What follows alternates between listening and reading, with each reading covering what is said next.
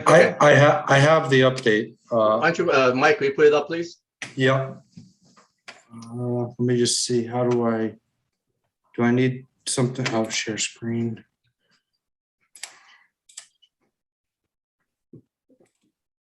And Nicole, just for information, Mike, he works for CSG, which is a consulting firm for us, working on all the construction projects for school construction. Jim is the principal of the firm. He's joining us today, but Mike is helping us in terms of managing some of the project. Currently, he's managing Jefferson School and Norwork High School for us. So, and Nicole, typically we have an update at every meeting just because there's so many school projects, so everybody knows what's going on. So are you able to share the screen, Mike? Yeah, I'm working on it.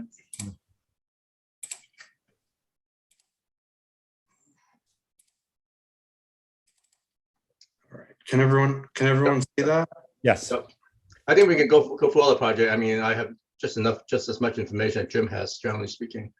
If you go through the master schedule, I mean, we can forward this to you. So if you're interested in looking at this in more detail, by all means, let me know, email me, and I can forward you this little presentation that we have generally speaking, every month.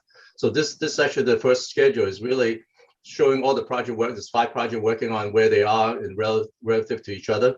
So you can see the longest one, which is the Norwork High School. I can't read it here, but as long as the Norwork High School, that's probably takes about 5 to 7 years to do. And then the next one down is actually I think it's the South Norwork School project.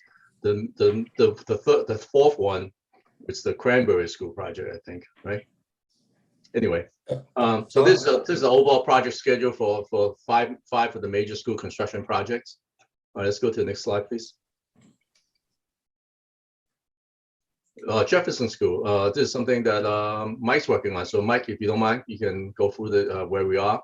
I think a couple of months ago, we did the committee took a tour of the Jefferson School while it's under construction, and also we extended a tour of the building for the Board of Education as well. That's probably about a month ago. And also we have the principal at Jefferson, who's currently at Pona School, come and visit the site with their teacher. I think altogether it's about 12 people, right? 12 teachers or something like that.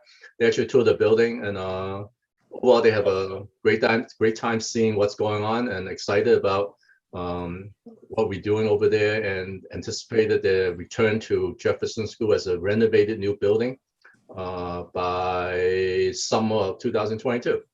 Okay.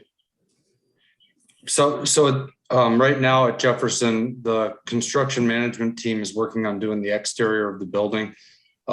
Any of the brickwork that needed to be done is being worked on now.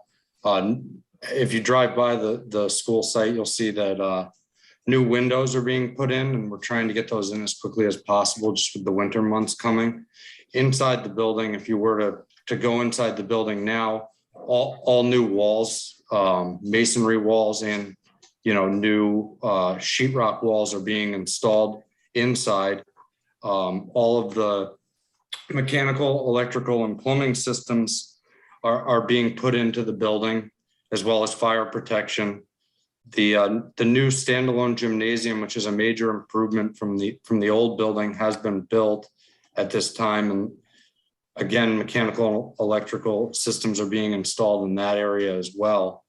One thing we have been working on is the bidding of the furniture and technology for the new building, which we recently put out to bid last month. And tonight for approval, we have the results of the bids, which will be, I believe, an upcoming portion of the meeting.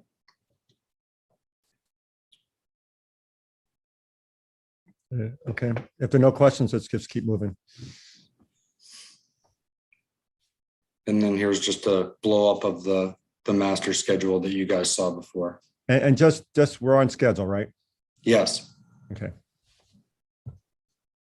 And we're within budget. So Also good. yeah. Next project, Cranberry School. As a member of the council, you probably were aware of some of the difficulty we have recently in terms of going through zoning board of appeals and some of the concern that neighbors raised. Basically, there's about 3 neighbors that has raised concern about the size and location of the building. Our attorney and their attorney has worked it out, and to the extent that there's some compromise made on both sides, and which is a good thing. We always want to work together to find solutions to problems. And the premise of the project, in case you don't know, when we designed the project, is really to preserve the existing green space, woodland area as well as wetland areas, and trying to minimize the impact on the site. It's a huge site, it's 33 acres, but at the same time, we want to keep our new building limited to the area, the existing building, the fields and the parking lot, so that we don't go into any of the woodland areas and wetland areas. So with the compromise being made between the attorneys, through the attorneys, we went through CBA a couple of weeks ago, and the CBA approved our request for a variance. It's a rear yard setback requirement that we requested a variance on, and they approved it with 5 conditions, which both sides had agreed upon. So we continue to move forward. The next step is going to the zoning commission later on this month, with a scheduled public hearing for January. Because the school construction within a AAA residence zone is considered special permit use. Therefore, we had to go with zoning commission for this. We're scheduled to go to the application be submitted. I think it was today. We submitted it, and then zoning commission is going to hear it in about, I think, 2 weeks from now. I think it's maybe 22nd, maybe I forgot. And then to the public hearing in January. The CBA process took us some time, but we are trying to take every effort to recover our schedule. There's a point of no return that could potentially impact delays for up to a minimum of 6 months to 9 months. So we are taking every step we can in terms of design phase and also approval process. So there is a possibility when we continue to move forward that I may have to come back and request a special meeting of land use and potential common council in order to maintain schedule. It's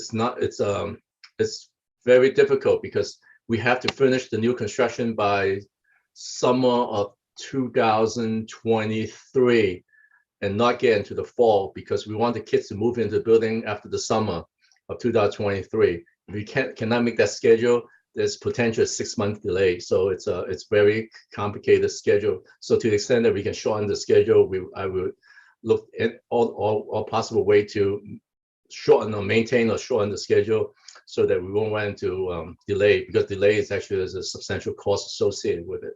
Anyway, so I just want to let you know that everything's moving forward. Again, we've been delayed because of the variance process, but we are trying to catch up, and I think everything looks good still. And the two steps that we are looking for is zoning commission, and then we submit the project to the state for approval to go out to bid.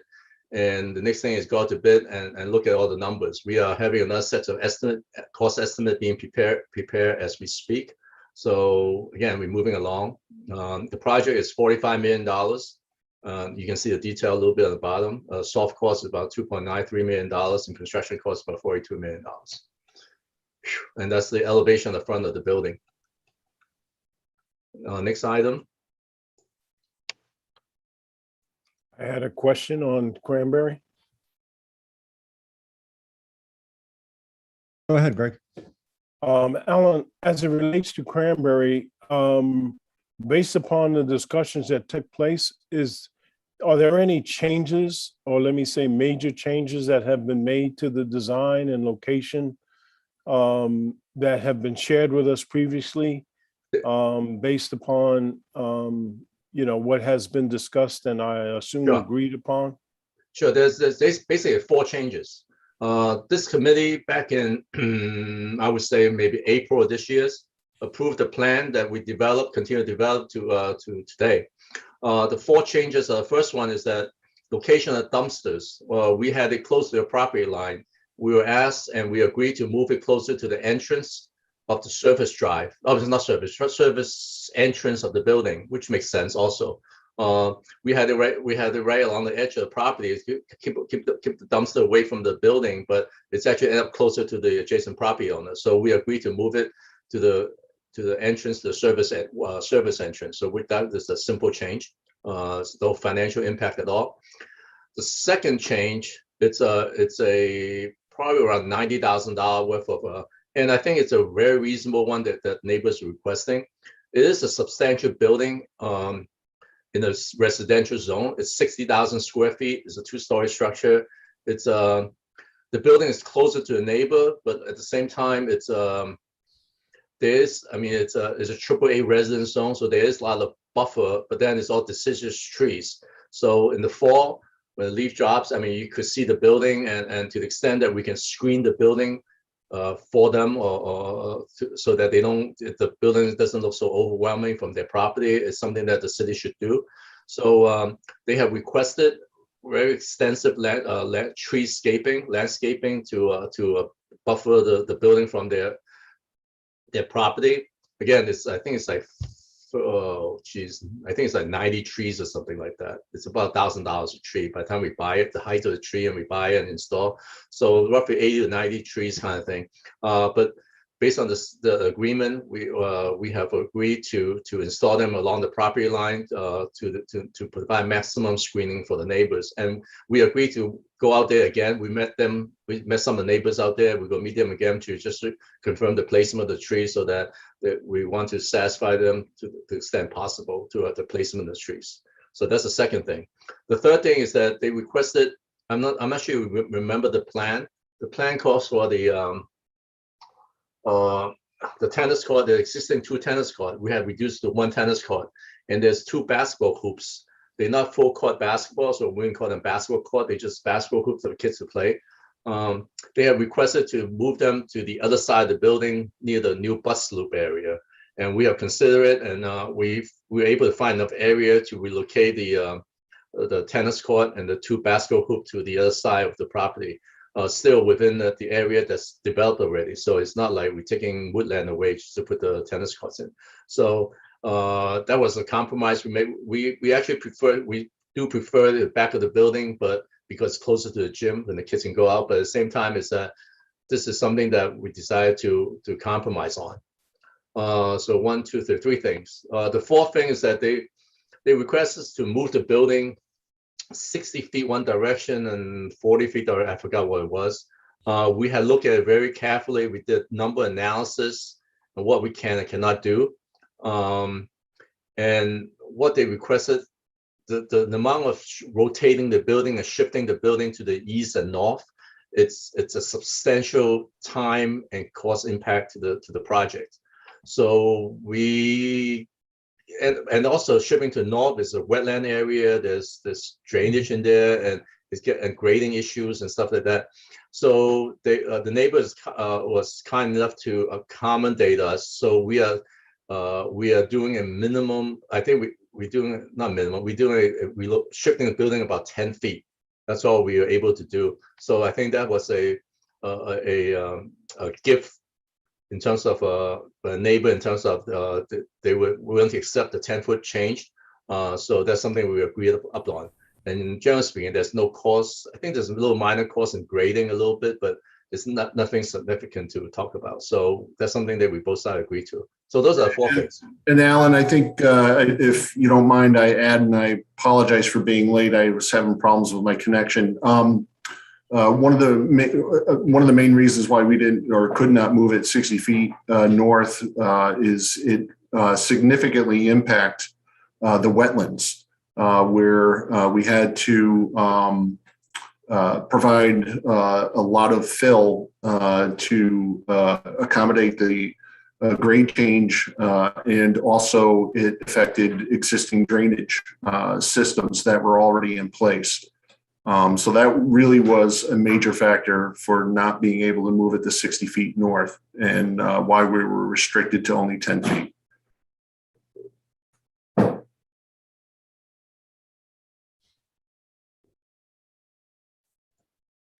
I'm glad Brett only asked 1 question, because it would probably if he asked 2 questions, we're going for half an hour. Anyway, so we went through these 2. Can Mike, can you move on? Next slide, please, Mike.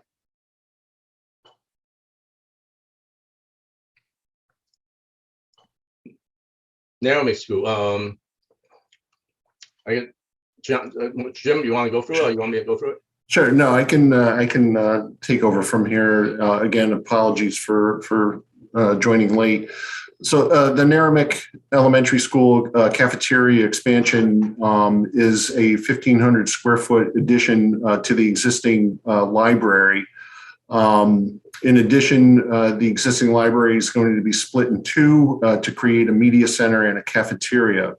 And the old kitchen that is being used now is going to be converted into a room of some sort. We're just calling it a resource room. We're going to leave it up to the school as to how they're going to utilize that space.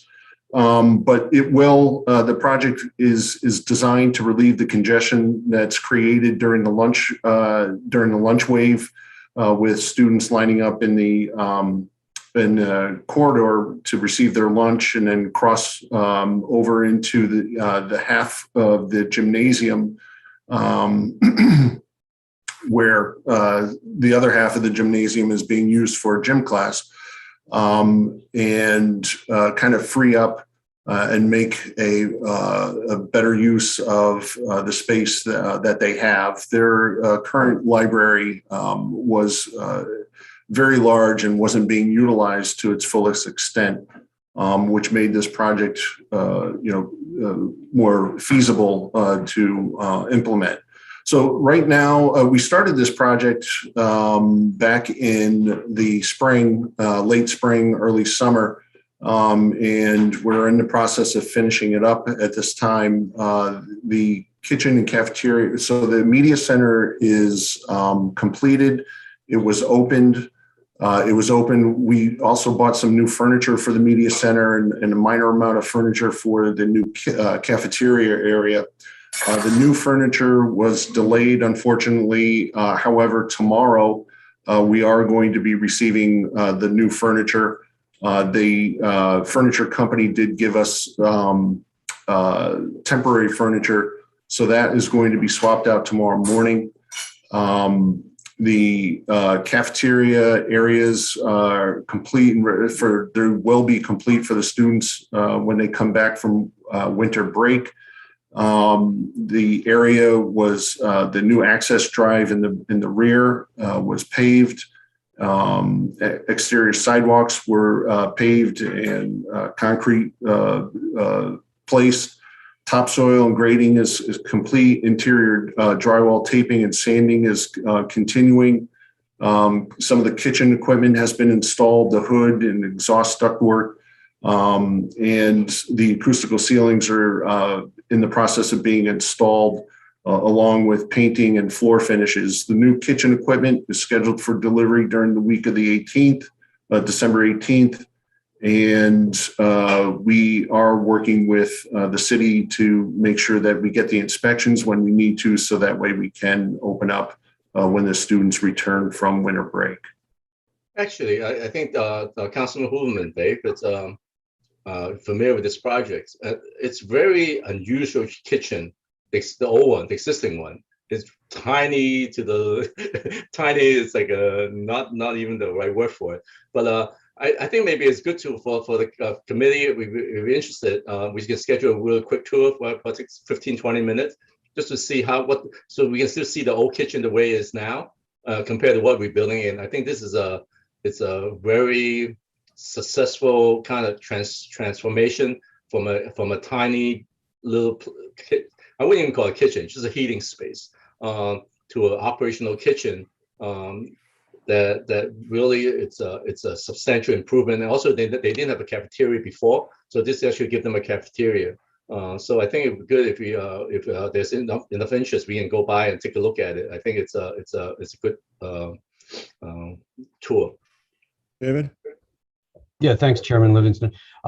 Alan, have they started to rip out the old kitchen yet? Not yet, Jim? because not yet. What we're doing is that we have to make sure that pretty much there's still one little issue that we're trying to resolve. One is it's a supply chain issue. They have electrical switches that being delayed by the manufacturer to us. They are scheduled to get it delivered to us on site by December 27th. It probably takes half a day to put it in, and I'm scheduling a building department to go inspect it right away to issue a certificate of occupancy. The reason why this is critical, the reason I mentioned this, because we want to demolition the existing kitchen by during the Christmas holiday week, because we have to do abatement. So we can do the abatement within probably like 2 days to 3 days the most. And then the problem is that we have to get it take air samples and test sample, wipe samples to get tested. And occasionally when we do abatement, I would say 1 out of like 15 times, it may fail, but not drastically fail, but you just need a further cleaning. So there's a possibility that when you get tested, we fail and we got to do further cleaning and get it tested again. So what we're aiming is we do the abatement in Christmas holiday week, and then we actually send out notices. We maybe we haven't yet, but we would intend to send notices to parents advising that we will be doing abatement during the holidays, but potentially it would go into the week after. It's just a precautionary. We meet all state health requirements of abatement, so everything is protected, double layer plastic and everything else. So it's really just we will finish the abatement, but it's just wait for a test result come back. We don't want to can't open school because we don't get the test results back. So we are going to do the demolition during the Christmas week. So there's still going to be work being done on that once, because you're going to demo that old kitchen and then fit out that area, correct? So there's still some work to be done to finish up. Yeah, we are working with the principal. There's a wall between the existing kitchen to the janitorial closet kind of thing. We are looking to demo that wall between the two, so the space get a little bigger. And also because there's also because the water pipes behind the wall, so we want to demo that and get rid of the asbestos behind the wall. We feel that having a larger space gives you more flexibility. There's discussion about putting a wall in to keep it as 2 separate offices. But at this point, trying to do 2 offices have additional costs to it, because we got to change the heating system, mechanical system. The sprinkler head had to relocate it or add extra one in, and the thermostat has to be add another thermostat that we have problem anyway. So a whole bunch of little things that if we put up a wall again, it's creates some technical issue that we'll have to spend much more money than we need necessary. So great, thank you. Yeah, and Dave, any interruption would be minimal because we do have an outside door at that kitchen, so we're able to have direct access to the outside, so we won't, won't have people, construction workers walking through throughout the school.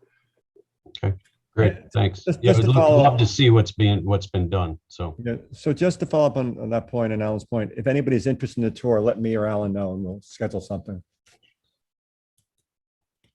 Yeah, pause there if you could. So where are we on the cost of this thing? we are on budget. We have $3.5 million.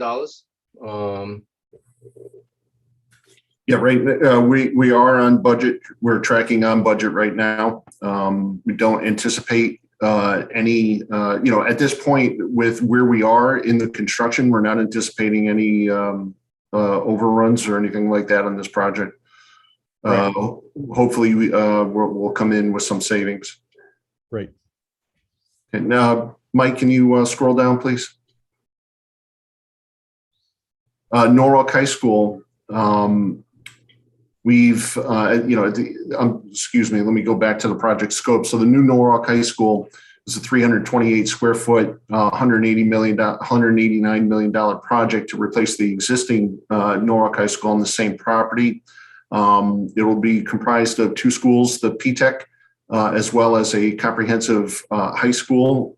P-TECH will have 500 students. The comprehensive high school will have 1,500. It also includes within the comprehensive high school a visual and performing arts pathway. Due to the size of the new school and the existing school and the size of the site, project will have to be constructed in phases.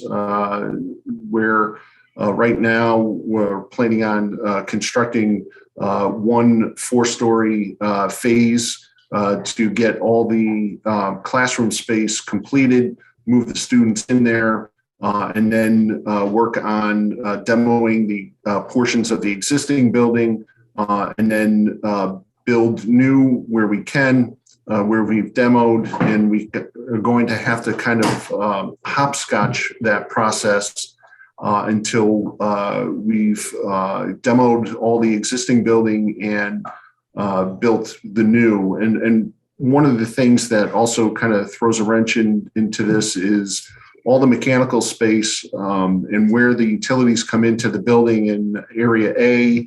If you're familiar with the existing Norwalk High School, it's over near adjacent to the new science wing.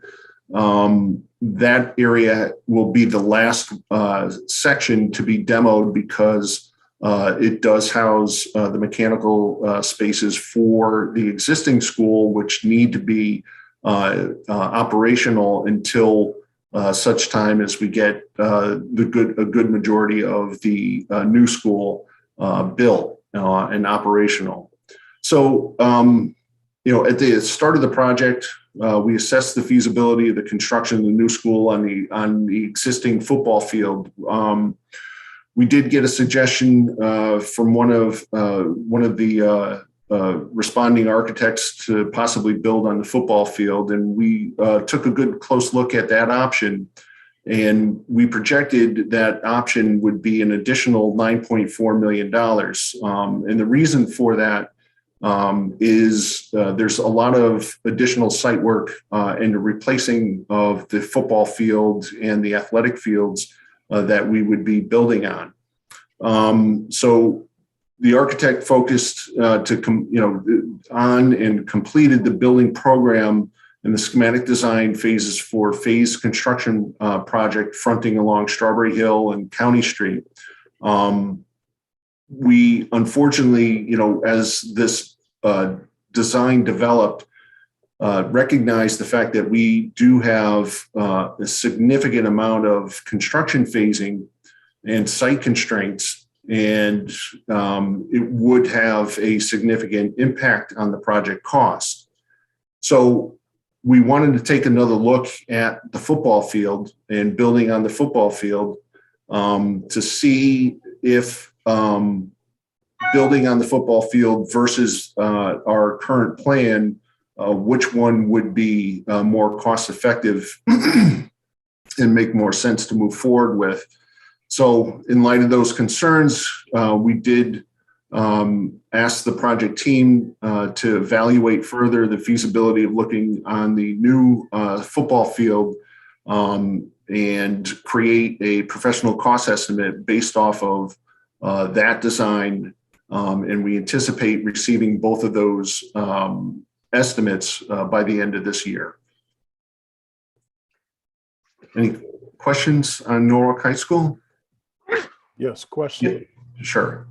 That $9.4 million, would a portion of that be reimbursed by the state, or is that totally on the city of Norwalk? No, a portion of that would be reimbursed. However, some of that would be reimbursed at a lower rate because sports fields are reimbursed at Jim, Yeah. sorry to interrupt you. Yeah. I don't think that's, we're pretty open about this. So I don't think that's the case. I think once you go over the $189 million, anything over the $189 million is not reimbursable. So if we go over 189 million by $9 million number is reimbursable. Correct. So that is additional $9 million that we would have to find in the capital plan, our capital budget, to add on to this Norwalk project. Is that correct? Correct. Yes, but on the same time is that I don't think this is not the statement we're making to the city and to the committee at this point. I think we are I don't want this. Don't get me wrong. It's not. We're talking this publicly, and it's public information. But at the same time, I didn't want to be. I want to be very clear that the reason why we're looking at all this is look at all the options available, and because we look at this option previously based on very, very kind of abstract looking at it because of the cost of the overall project. We want to go into these options in more detail. So I don't want you to hold on to the $9 million thinking that whatever it is, it's just a number that we had previously. So we providing all this information to you so that you understand the history of where we came from. We look at the option putting the building on the football field, then we decided to do the phase improvement, new building on along Strawberry Hill and County Street, but because phase construction on a cast in place concrete building is substantial, because you got to cut a portion of the building up. It's all concrete connected, so you got to find the summertime, go and actually physically cut the building across at one portion, and then do demolition, because noise and vibration through the building. I think Barbara can agree with us. Even the little jackhammer, can imagine you have to tear the building down. So we have to physically cut the building, and during summer, but we got to relocate all the utility, heating system, electrical, all bypass them, figure out what the handicap access through the rest of the building. All this stuff. It's very, very complex, and complexity at cost of the project. So we are doing a cost estimate for this base plan, which this is what we call them. And then we also want to take this opportunity to go back and look at the football field, because what we do on the football field, potentially it's just a total new construction, and then we tear the existing building down afterward.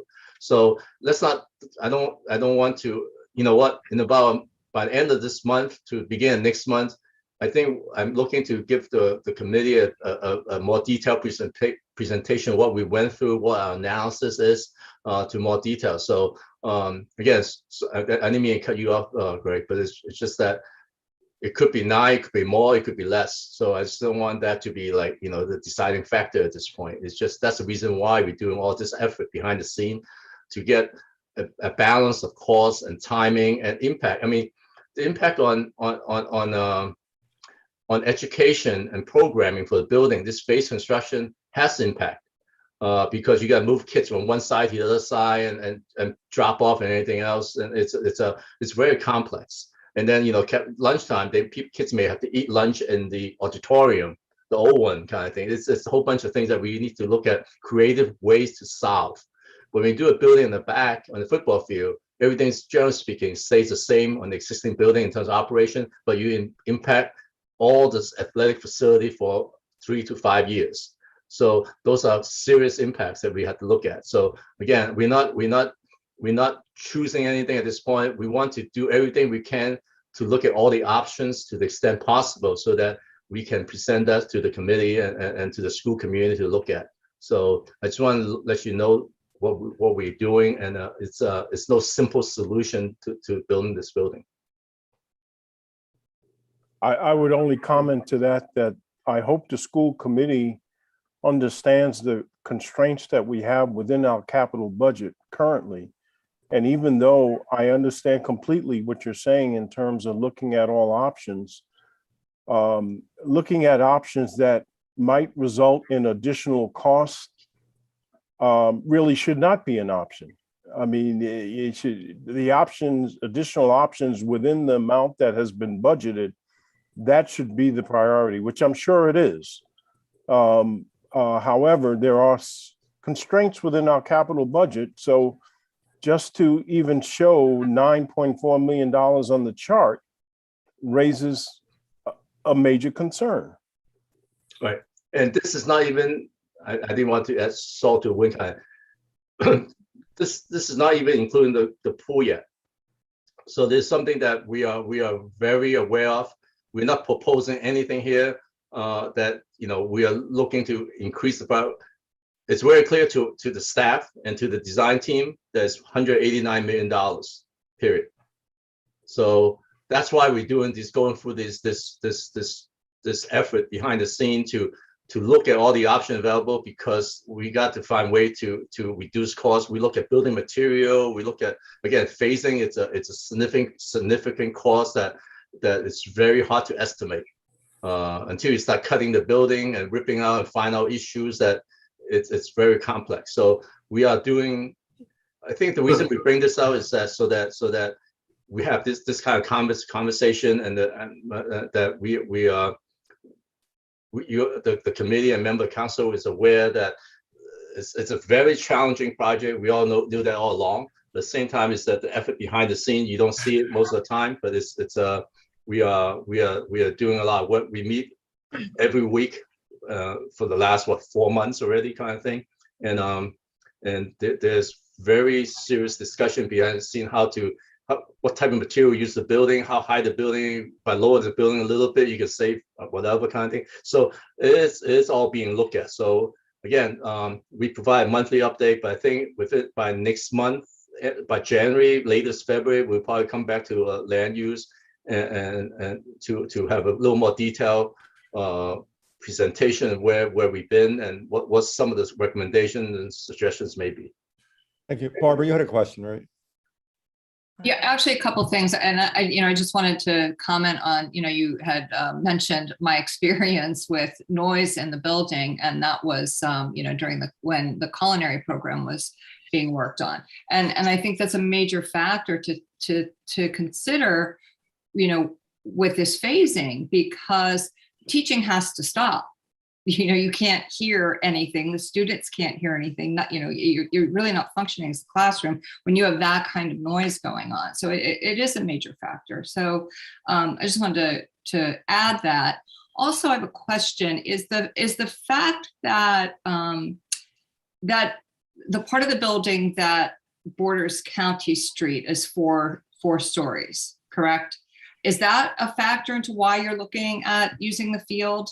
Because that's Yes. Yeah, I wondered about that because that's a really tall, hulking. Well, right now the building is 4-story right now. If you look at the cafeteria portion, you got cafeteria 3 stories about, it's a 4-story building. We had taken steps to minimize impact of any of the frontage along any street, Strawberry Hill and County Street. So that is one of the part of the reasons. There's many reasons why financial is probably the first one. We want to look at we want to look at all the options, and you're just taking a second look at options to find the most cost-effective way to do this. But yes, answering your question, yes, we are looking at the elevation of building, height of building, setback, all those elements are being considered. So yeah. I mean, it is, that part of the building is 4 stories, but it's set back, and it's having that 4 stories right on County Street is, I could see that being a real concern for the neighbors. All right, thanks, Alan. All right. All right, unless there's other comments, let's keep moving. Nicole has a. Nicole, did you? Yes, I had a I'm question. sorry. That's okay. And I'm sure Alan and your team will probably go more in depth in this. If I heard you clearly, you said give you 30 days.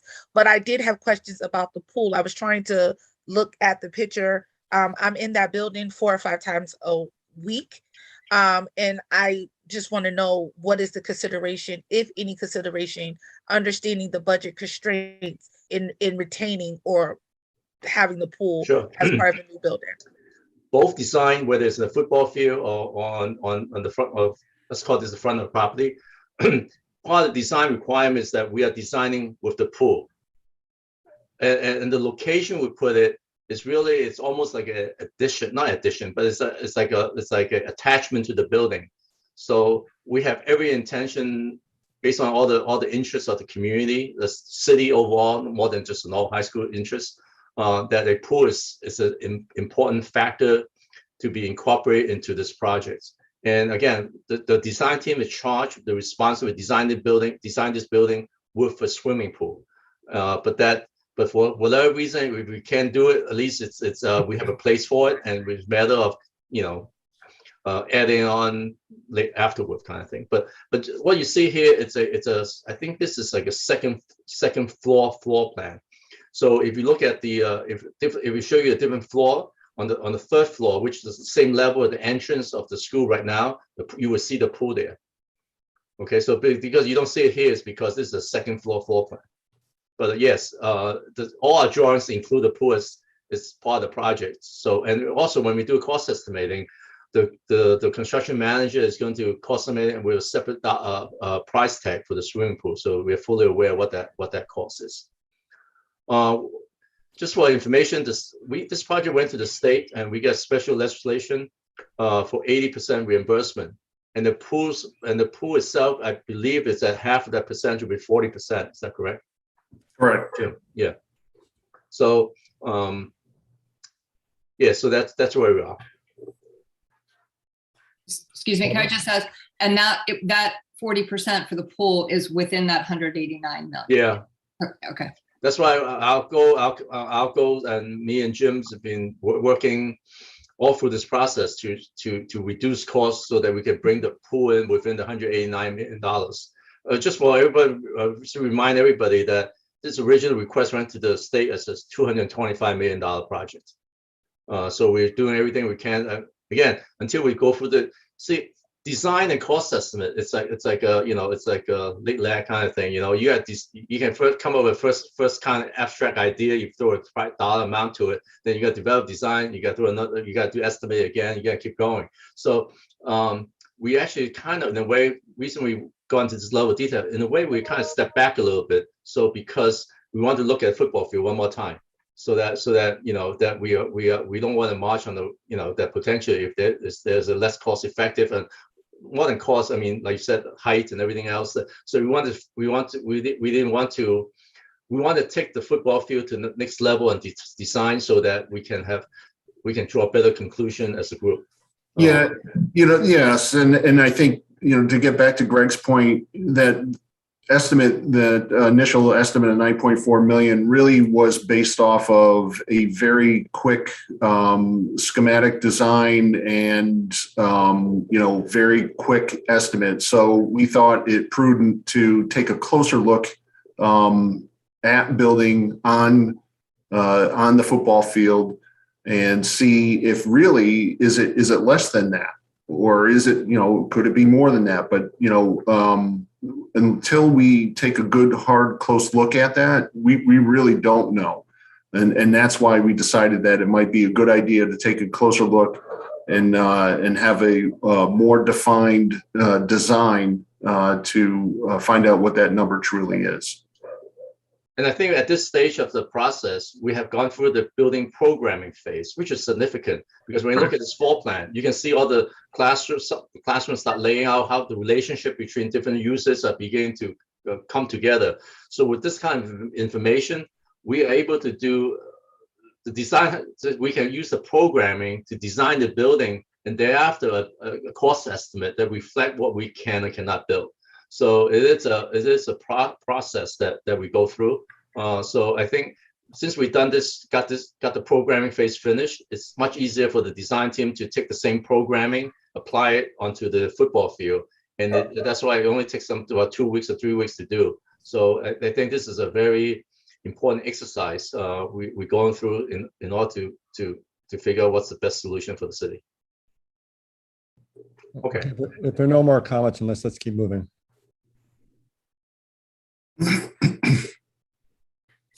New South Norwalk School is the project scope would be to construct a new pre-K through 5th grade neighborhood school in South Norwalk. New school would be approximately 86,332 square feet with the capacity of 682 students. New school would have separate gymnasium, cafeteria, and located in the South Norwalk neighborhood. In the past 2 years, city and the Norwalk Public Schools have been in close communication regarding the future of the Columbus School and desire to renovate in the existing Columbus School building for an additional school in South Norwalk. This past month, Norwalk Board of Ed approved a plan to relocate Columbus School to the new lower Pona School and then construct a new South Norwalk school, and obviously in South Norwalk. The project team we are working closely with the state's Office of School Construction Grants and Review. We've had 3 meetings with them to date to develop a comprehensive understanding of the state reimbursement requirements for a new school in South Norwalk and submitting a grant application by this June 30th. We are, again, we have another meeting scheduled for mid-December with the Office School Construction Grants to take a look at various aspects of this project. So this is moving forward. Any questions? Well, let me, Jim, sorry about this. I did it to you again. Yeah, no, that's fine. There's a number of things that's going to happen. The Board of Ed took the first step, which is approving a strategy or a plan to move New Columbus to Ponas that they're recommending the city for approval of a new South Norwalk school. So the next step is the city. City had multiple steps coming up. The city has not accepted this yet. So there will be requests coming in to either to use we can't simply just use the money from Columbus School and renovate existing school for a new project. It has to go through a process. So there's opportunity, not more than opportunity, there's a requirement for the council to take action on this project. So we would be either submitting a special appropriation to delete the money and use the money to fund a new project. Actually, Alan, if I can interrupt just because Nicole may not realize this, there were two separate projects that have previously been approved in the capital budget, and that's what Alan's referring to. Those were previously designated to build a new school, which was going to be in Ely Park, and the other was to renovate the existing Columbus School. So those funds were set aside, and now the proposal is to cancel those appropriations or budgeting items and put them together for this new project. Yes. So the reason I want to go for this a little further is because I don't want.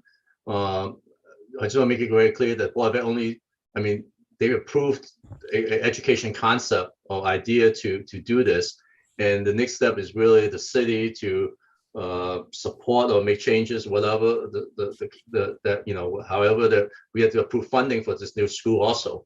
But where the intent is use the money from the approved money from the other projects to support this, but the process needs to start probably next couple of months so that we have everything in place. Either a special appropriation or potentially we can put it as part of the capital budget process. But so that's something we are talking with the mayor and also the finance directors. What's the most efficient way to do this? So you will, the committee and the common council will continue. This will probably be discussed and actions are required by the council in the next two months or so. So there's significant discussion coming up. David, did I see your hand up? Yeah. Hey, Alan or Jim, what are the cost implications of moving the Columbus Magnet up to Ponus, since Ponus was built as an elementary, now it'll be a middle school? No, Columbus is an elementary school. It does have a small, I think one section, if I'm not mistaken, middle school. I'm sorry, Ponus Lower School is actually designed as an elementary school. It was Correct. designed as an elementary school, yeah. Right. So are there cost implications for fit out because you're going to have middle school kids in there also, correct? Because it's called Concord now, right? I believe they changed it, right? Well, it's going to be called Concord. It's not official It's going to yet. be called Concord. Yeah. Well, the program is called Concord, I guess. Yeah, no, we've not been informed of any requests to modify anything that's already been constructed. Okay. Barbara? Yeah, I just want to piggyback on Mr. Hoopelman's comment because, with Columbus being a K through 8 and the lower Ponus being, K through 5, are the classrooms outfitted for those, 6th, 7th, and 8th grade Concord kids, I've had that question myself. I don't have an answer for you, so that's Yeah. but at the same time is that I think for someone on the central office side. right. So I think this conversation need to be had. It's also I always find interesting. I don't know. I haven't asked, and I don't know. I wasn't at the presentation by the Board of Education on this move. I'm also there's 6 classrooms in the lower Ponus school that are going to be, I guess, middle school classrooms. There's 2 sections per grade kind of thing, right? There's 3 grades, 6, 7, and 8. So there's 2 sections, so there's 6 classrooms. It's kind of interesting how the K to 8, how those kids in there continue as a bank program. I assume they are, but do they use this the rest of the building? I don't know. Again, that's the education strategy and policy that I have no, no knowledge of. And I think it's a very good question, and I'm it's up to board vet to I'll forward that question to the board vet. Okay, any further discussion on this? Go on, Greg. Alan, do we have a estimated cost at this time for the new South Norwich School? Or maybe it's on the chart, but it hasn't been, maybe it has to scroll up or down. I can tell you that there's $76 million combined remaining from the new Columbus School project, as well as together with the renovation of the existing Columbus School project. Right. I understand the amount from those two projects, but have we independently, regardless of the amount of those two projects, do we have a cost estimate for the new South Norwork School? And also, what is the anticipated state reimbursement rate for this new school? Right. The reason I'm hesitating is that me and Jim had done some numbers with a cost estimator. We are looking potentially around $72 million. Okay. Okay, but That- again, here we that go includes- again, right? Yeah, that includes the purchase of property, Greg. But it's Okay. right. But at the same time, there's still a lot unknowns. So you ask a question, I'm providing you the answer, the latest answer we have for you. So it's I think in trying to be diplomatic about it, we are looking to be less than the $76 million. That's our goal, and potentially about $72 million. But within that range is the reality, I guess. So, but at the same time, we haven't done designing. We just look at some abstract of, okay, we already place the building here. We got to create a parking lot here. We got to construct some outdoor facilities and things like that. So that's what we looked at. But at the same time, so we don't. It's not a number that we're so confident in that I can tell you right away. That's why the hesitation. So I just wanted to be very clear. So we are looking potentially 72, which is about $4 million less than what we have in terms of financially what we previously approved. The reimbursable rate, it's actually because the new building is probably at 23%. The city's reimbursable rate from the state is like 33.2 or 4, something like that. Because the new construction, the state only reimburses the city 10% less. Traditionally, they discourage community to build new schools. I don't always understand that, but at the same time, that is their policy. So we are anticipating somewhere around 23% for reimbursement.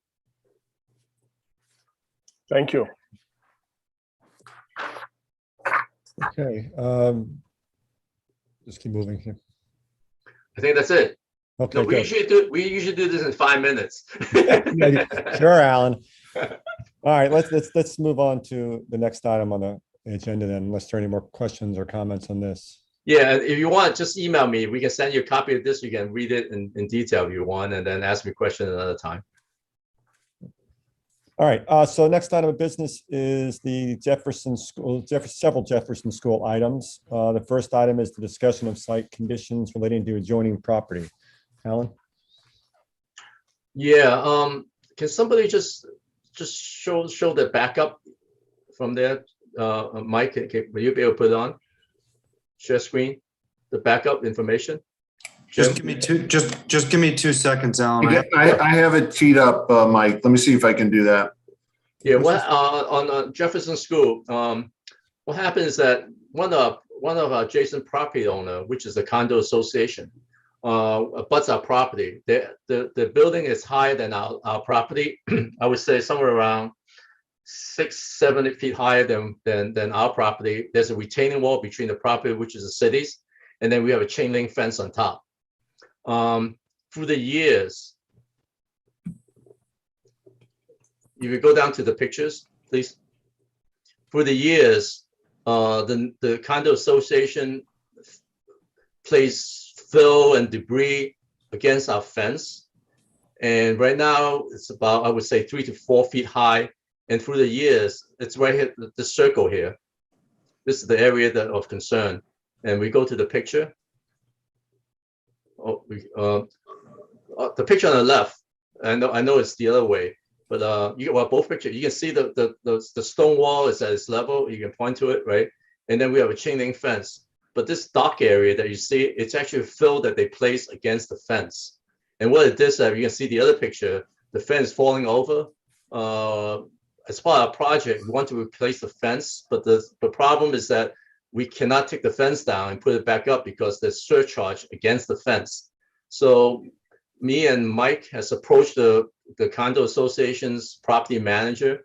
They are not very responsive regarding our complaint. We asked them to remove the material so we can put a fence back in, but they are not very responsive in terms of responding to our request to remove this material.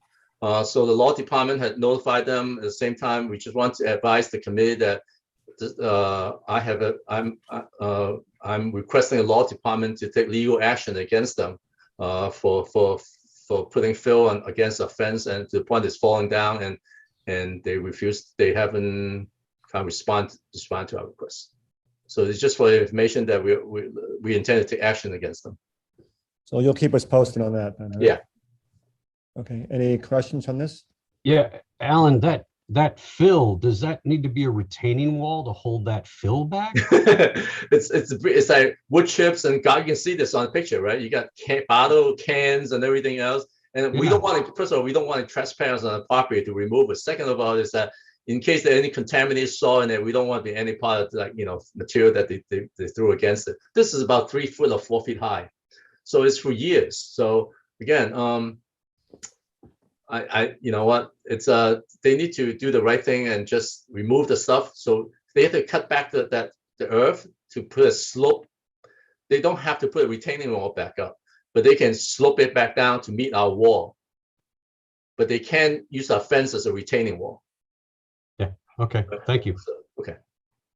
Question.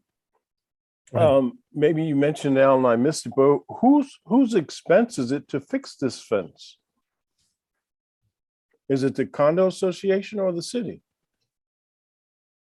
It's a hard question to answer. The reason being is that it is this fence is probably 50 years old. So I mean, depends which way is leaning, and deterioration. What is the value, depreciated value and stuff. I think they have this property owner definitely, the condo definitely has some responsibility. But at the same time, it's I can't even get them to remove the stuff that they pile against our fence. So I think our notification to them. I don't want to talk too much about it because potentially this is a claim, but we have requesting to remove the material and replace the fence. That's our legal position to them, and we will work with them to figure out something. Okay. All right. Nothing further. Let's go on to the next items in Jefferson, which is all the furniture, which I'm going to read together. And there's a lot to be read, huh? All right, these items: review recommendation for furniture, fixtures, and equipment purchases, and for the following to the Common Council for action. As I said, I'm going to read all of these, and then we'll move them together. 1A, authorize the purchasing agent to issue a purchase order to Insalco Corporation for various furniture items from the Jefferson Elementary School renovated new project for a total sum of $53,397,027. Funds are available in the account noted. 1B, authorize the purchasing agent to issue change orders on purchase order for a total not to exceed $3,000. 2A, authorize the purchasing agent to issue a purchase order to Lakeshore Learning Materials LLC for various furniture items for the Jefferson Elementary School renovated new project for a total sum of $8,217.44. Account noted. 2B, authorize the purchasing agent to issue change orders on purchase order for a total not to exceed $1,500. 3A, authorize the purchasing agent to issue a purchase order to Monitor Equipment Co. Inc. for various furniture items for the Jefferson Elementary School renovated its new project for a total sum of $5,088. Account noted. 3B, authorize the purchasing agent to issue change orders on purchase order for a total not to exceed $1,000. 4A, authorize the purchasing agent to issue a purchase order to Red Thread Spaces LLC for various furniture items for the Jefferson Elementary School renovated its new project for a total sum of $20,107.15. Account noted. 4B, authorize the purchasing agent to issue change orders on purchase order for a total not to exceed $2,000. 5A, authorize the purchasing agent to issue a purchase order to WB Mason Co. Inc. for various furniture items for the Jefferson Elementary School renovated its new project for a total sum of $602,651. Account noted. 5B, authorize the purchasing agent to issue change orders on purchase order for a total not to exceed $30,132. 6A, authorize the purchasing agent to issue a purchase order to CT Communications, state contract noted, for the telephone system for the Jefferson Elementary School renovated its new project for a total sum of $19,858. Account noted.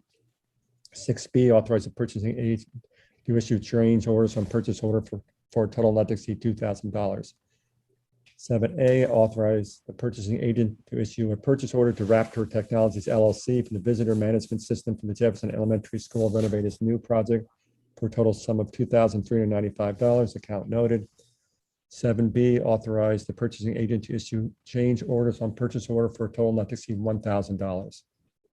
8A, authorize the purchasing agent to issue a purchase order to E Plus Technology Inc., state contract noted, for computer networking electronics for the Jefferson Elementary School renovated its new project for a total sum of $113,171.02.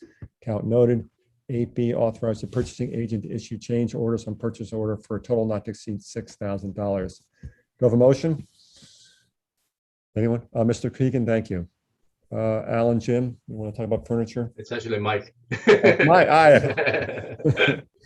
Tom, my apologies for that many items to read. Okay. It's not as bad as the oil tanks. He remembers the oil tank. Unfortunately, that was also me. So, so basically, as part of the Jefferson renovation project, the school is going to be furnished with all new furniture, which we did. The architecture team that designed the building designed the furniture package in direct coordination with the drawings and, in coordination with the Board of Education. If you guys remember back in May, in May, it was presented both to the Board of Education and to the Land Use Committee, a cost estimate and a basic description of all the furniture. That basic description and design evolved very close to what we submitted. A couple of substitutions to the furniture were made and approved. And at the time that we made that presentation, the estimate that we had provided to the committees was $1,126,000. And as part of this project, we put all of the furniture pieces out to bid and came in about $280,000 under that budget. So it literally encompasses everything, all the classroom furniture.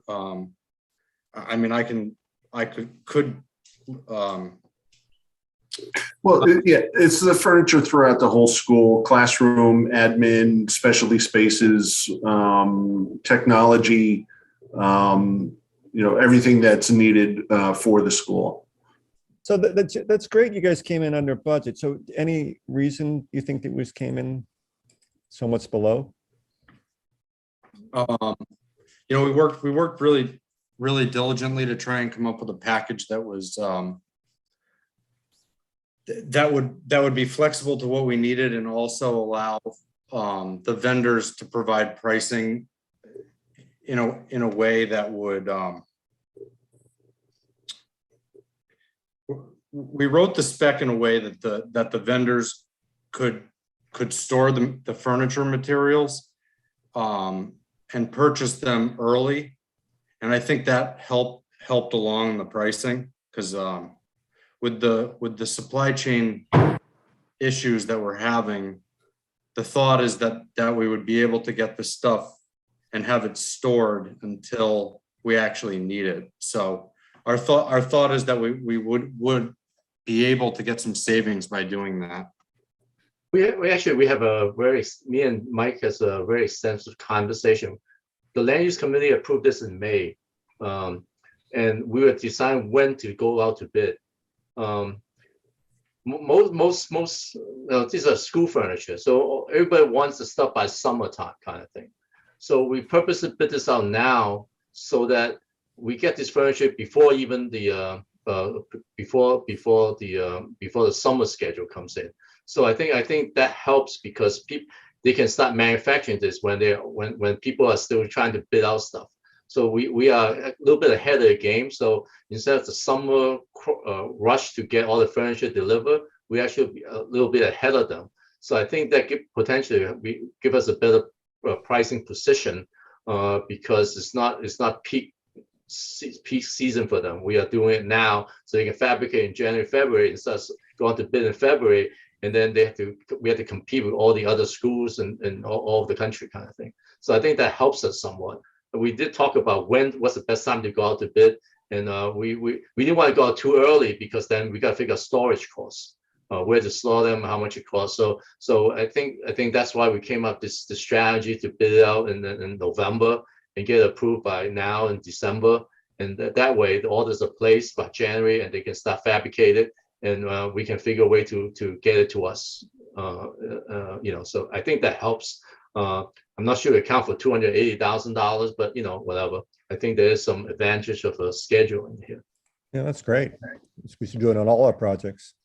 Any further discussion or questions on this? All right, seeing none, all in favor, raise your hand. Okay, opposed, abstentions?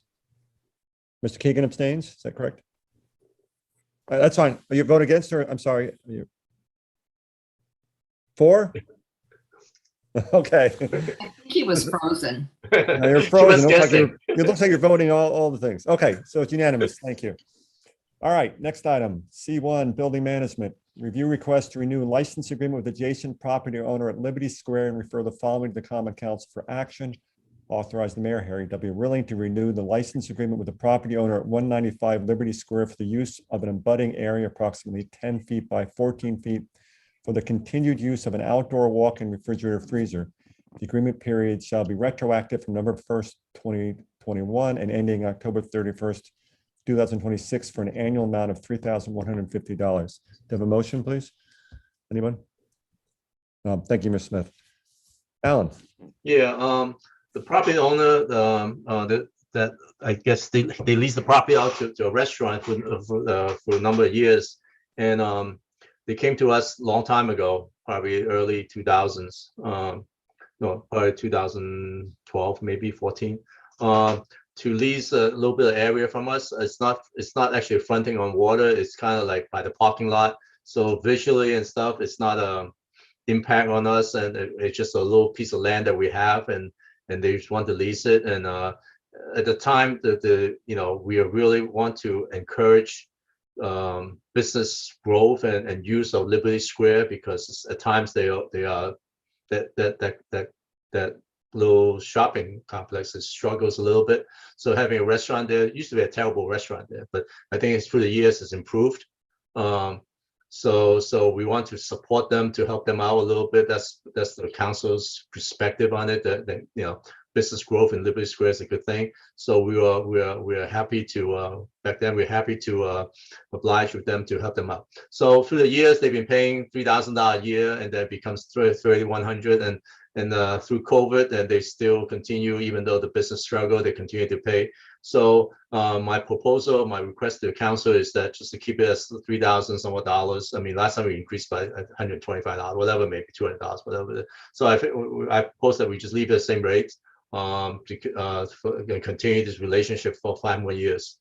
Do you have an image of that you can show us where it is? Yeah, it's if somebody can load up the agenda. And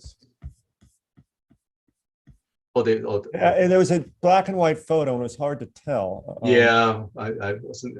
If you can load, you can put it on the screen, please. I've got it, Tom. Do you want me to try to do it? Yeah, if you could, that'd be great.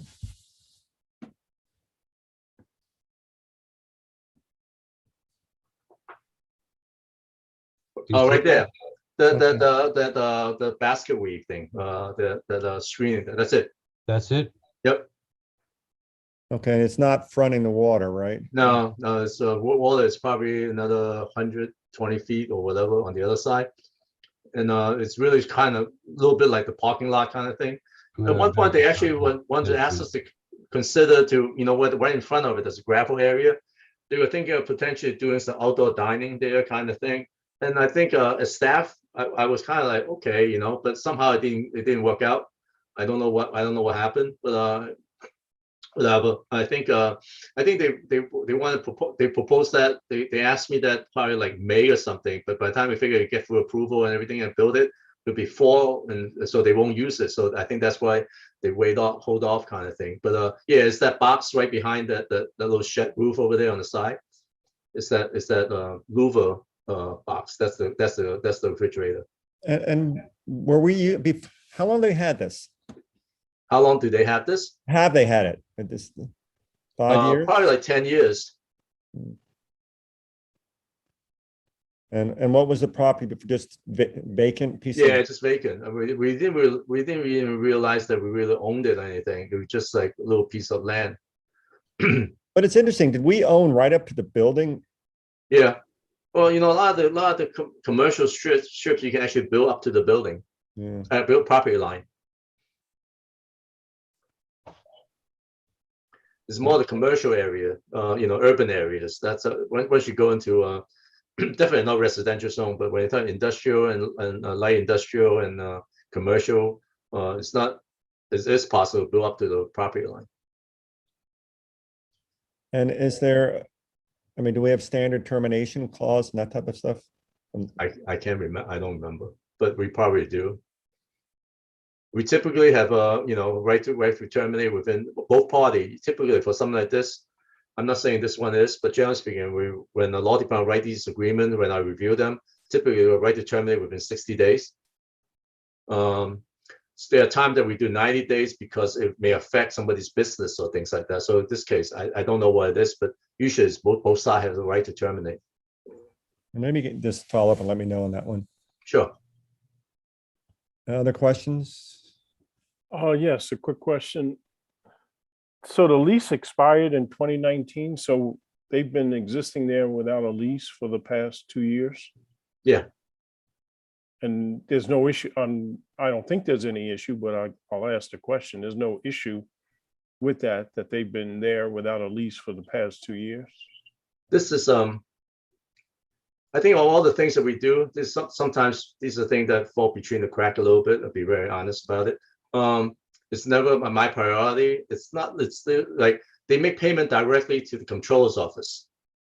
So if there's any, I mean, I would know about if they don't pay after a few months kind of thing because they didn't get payment. But see, it's it's a little bit of a governmental check and balances. They don't want them to pay the check to the department because for whatever, right? So they want to go directly to the controller's office. But yet once they go to controller, it takes us out of the picture a little bit because it's out of my mind a little bit because we don't get the payment and we don't think about it. So that's part of it. The second one is just such a small thing. We didn't capture it. But in a legal perspective, when the lease expires, it's month to month or year to year, depends how the lease structure is set up. So even when a lease expires, it will continue. The relationship continues. I think as far as I understand from the legal, I think from Diane Jefferson before, and Darren right now, I think the conversation always been when the lease expired, it basically go month to month. So the relationship continues until somebody actually go and decide to take action against it. So yeah, so they continue to pay the rent, and we continue to. And then earlier this month, or actually a couple months ago, they were asking about, okay, do you want to continue? And that's why I decided to reminded me. So I'm submitting to the council for approval. But so they have been paying rent this whole period? They have been, Yeah, yes. Okay. All right.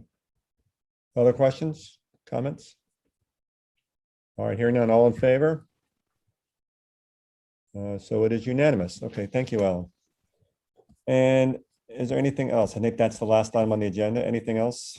Yeah, Mr. Chairman, Yes. if I may, should we discuss ordinance 27 about the naming of public buildings? Oh, yeah, you meant, yeah, we'll just point this out. So there's no action at this meeting. So as I think was alluded to earlier, the Board of Education is proposing to rename 3 schools, including the Columbus/Concord School, the Wolf Pit be renamed, and the third one escapes me right now.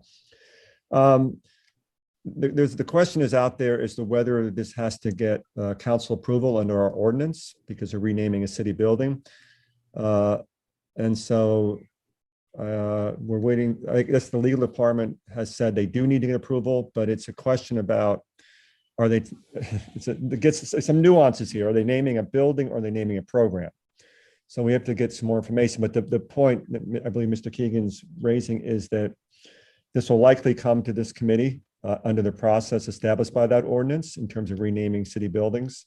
It has not yet been referred, but we should expect to be seeing that in, I don't know when. When I spoke to Mr. Holston, he said they wanted to do it by August of next year. So we have a little time. They're going to present it to us, and then we'll know exactly what it is they're presenting in terms of the name change. Then we'll have to have a public hearing, and then if approved, it goes to the council for approval.